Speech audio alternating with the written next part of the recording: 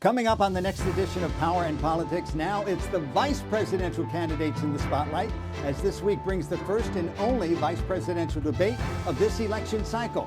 Meanwhile, is another presidential debate in the making. Also, a closer look at the half-dozen amendments on the Florida ballot this November, starting with the first two.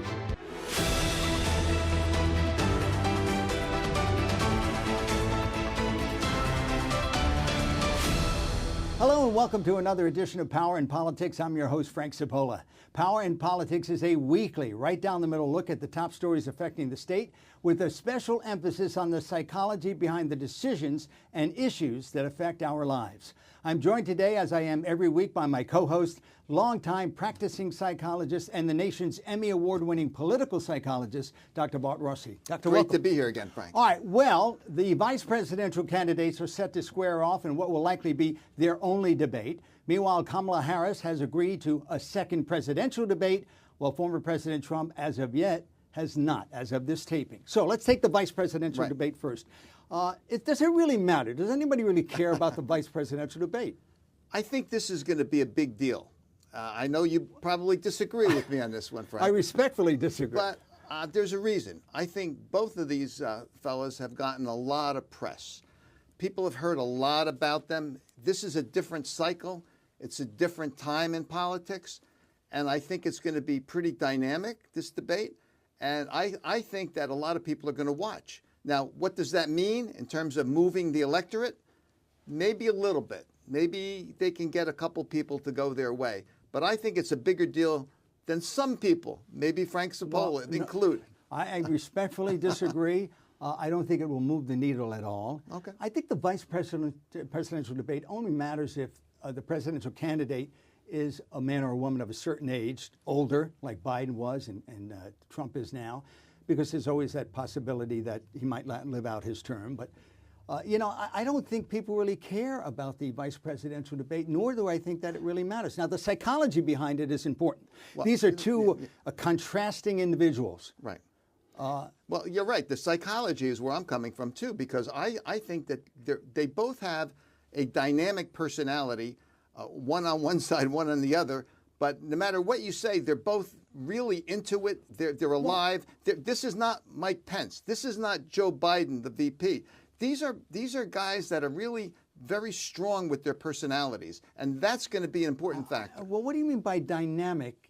Walz has a way about him, and Vance is, I wouldn't call him dynamic. I would call him sometimes dull. And not dynamic in the sense that they might have winning personalities necessarily, but they're really out there. They're boisterous. They're demanding, and I think that's going to make a difference. Again, I would respectfully disagree. Okay. All right. Walter Mondale was the first vice president to say, hey, I want something to do. Up until that point, vice presidents did nothing. In fact, there's a famous story. President Johnson was once asked when they were dealing with the decision that the president had to make.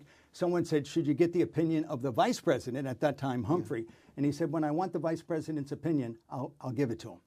So, I mean, how much input does he have? Good history, but I don't think history plays right now. It's this time, this cycle with these two guys, and I think they're going to make it an interesting debate. And we'll talk about it next week after it happens. Vice President Kamala Harris, meanwhile, this past week agreed to a second presidential debate. If it happens, it would be on CNN, and the rules would be similar to the first debate. As of this taping, former President Trump has yet to agree to a second debate. So will it happen? That is the $64,000 question. Well, Frank, I think there's a lot of psychology here because I'm not really sure. I kind of doubt that Harris wants to do another debate either. In her mind, she has to feel that she had a very successful first debate. Why do another one and risk, maybe a misstep, saying something that's off? I don't know, but I think she's playing some good psychology by challenging Donald Trump, and he doesn't want to have a second debate. Your claim here is that they're playing somewhat of a game of chicken at this point. Yeah, I think there's a lot of psychology behind Harris's move. I'm not sure she's that thrilled to do another debate because she's had one good one. Let's face it, she's been successful. And even some of the more conservative pundits said she had a very good night. Oh, yeah. I agree with you, by the way. And in this point, I agree. Why would you have a debate 2 or 3 weeks before Election Day and, again, run the risk of saying something that might be controversial just before Election Day? Generally, you want the debates to be done by early October, so you have enough time to recover. Yeah, and to your point, Frank, Dick Morris, the conservative pundit, and Karl Rove, they're very conservative, and they said that Trump's performance in the debate was really not good at all. Devastating is the quote-unquote the word that one of them used. So what you're saying is the presidential debate will be the last word on this election? Probably, yeah. All right. I think so. Time now for one of our regular segments, a commentary from Dr. Rossi that we call the Rossi Rant. And Frank, today I'd like to talk a little bit about democracy because, you know, democracy is really messy. There's nothing really clean about it. You know, we have politicians that are twisting things. For years, they've had spin on almost every other thing that they've said. It's mess. But it's what we have. Democracy is the best of what we have. And what I'm really objecting to today is a lot of people today seem like they're cynical and they're negative about politics and life. And by being negative and cynical, they actually appear to be, in their own minds, smarter than everybody else. And that's something that we really have to get past in this country. We really need people to make decisions based on reality. Get away from the conspiracy theories and move forward with some clear thinking. This kind of negativity, it just doesn't work in our society anymore. Good point. All right, thank you, Doctor.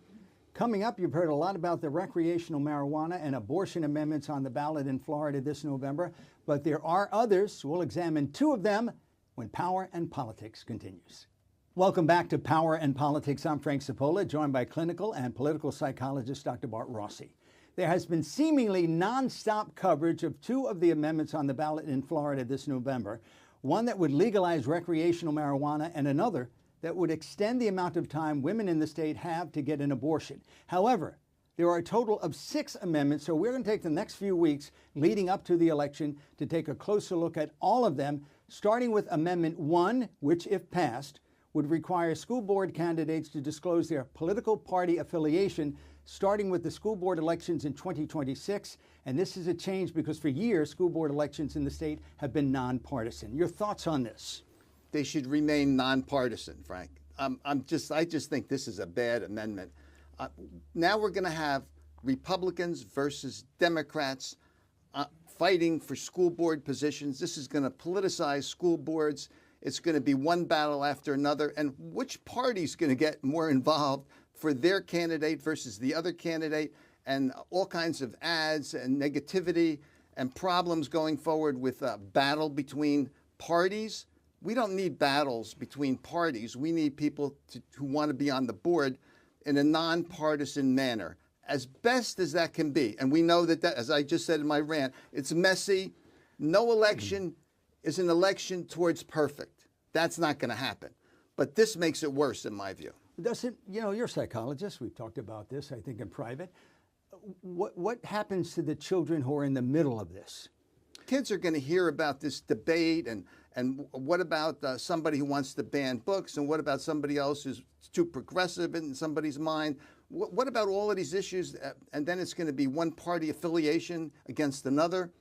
This is not a good idea. And the assumption is if a Democrat is running, he or she may think this way. If a Republican is running, and that may not be the case when it comes to school board decisions. Right. And so now let's get into, for a minute, the psychology of why it's even on. Why is it an amendment?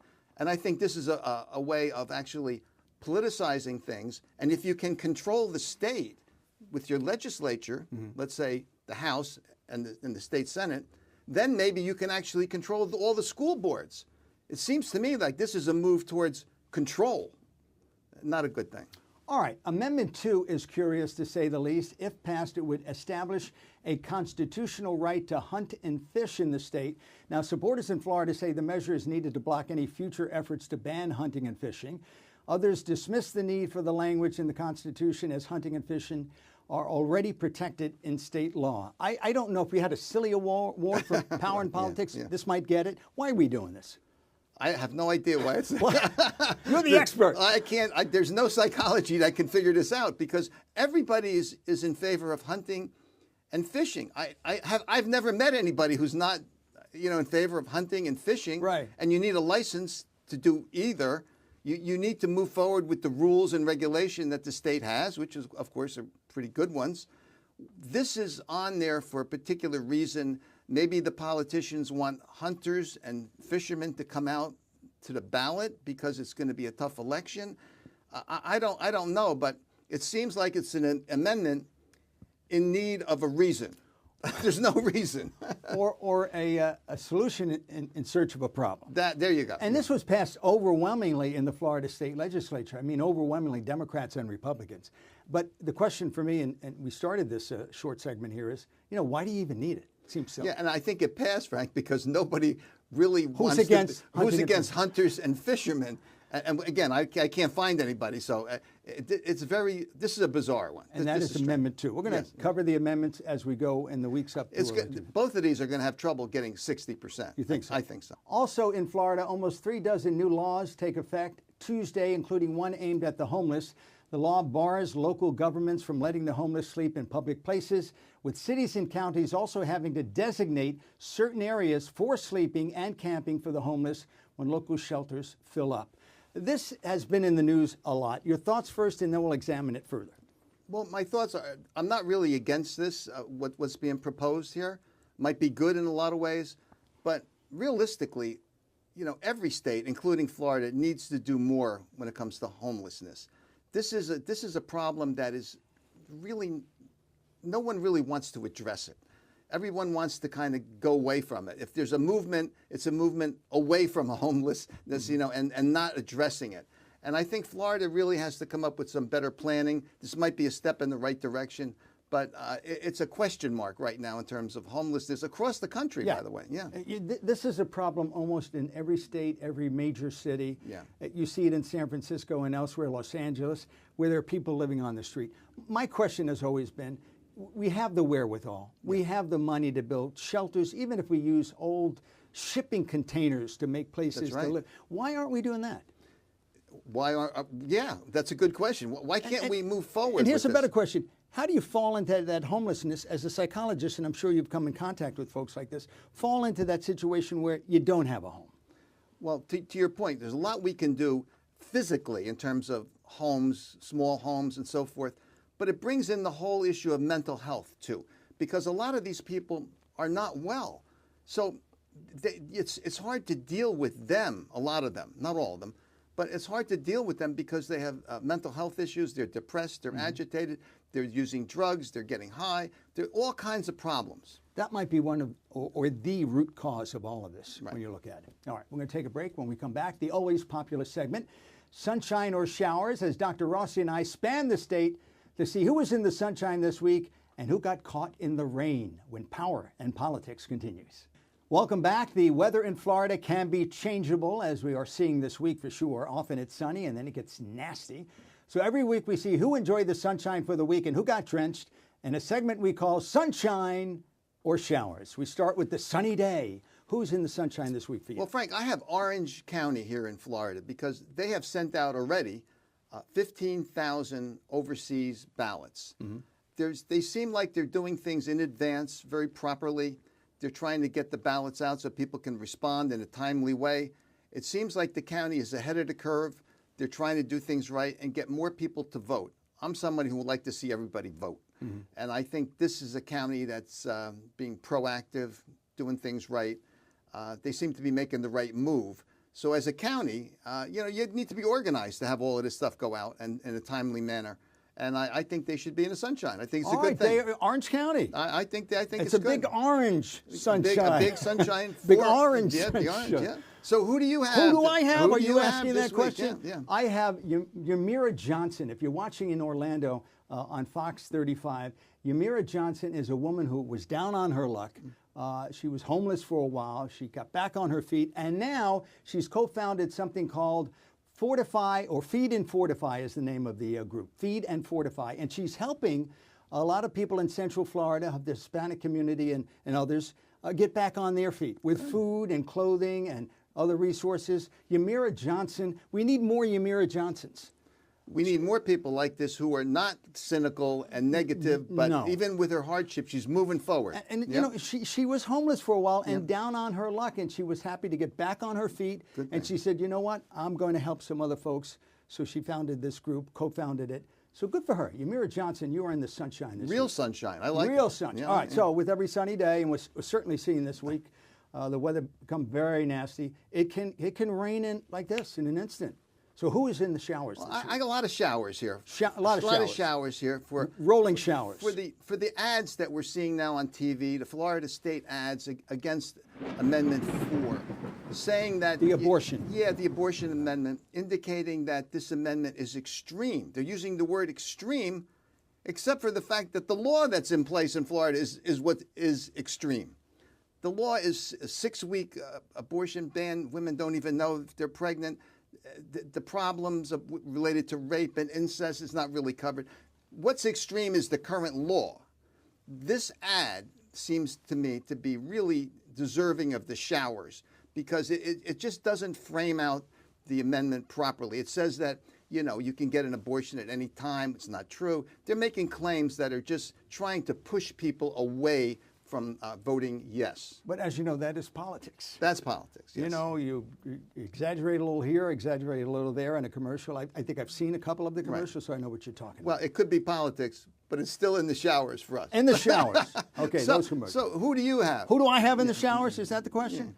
All right, I have in the you talked about the Orange County Board of Elections. yeah.